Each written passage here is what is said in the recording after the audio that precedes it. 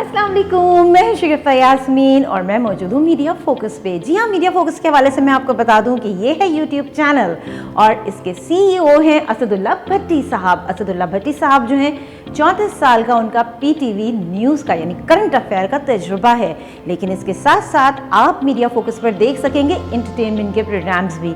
तो भाई देर किस बात की, जल्दी से सब्सक्राइब कीजिए हमारे चैनल को, लाइक कीजिए और कमेंट कीजिए। और एक बहुत अच्छी खबर आप लोगों के लिए, अगर आपको स्टूडियो चाहिए तो मीडिया फोकस का स्टूडियो आपके लिए बिल्कुल अवेलेबल है। और इसके साथ साथ अगर आप चाहते हैं कि एडिटिंग की फैसिलिटीज़ आपको मिलें तो भी आप मीडिया फोकस को कांटेक्ट कर सकते हैं। कांटेक्ट नंबर हमारा ये है और इसके अलावा आप हमें ईमेल भी कर सकते हैं। So keep watching and keep supporting media focus.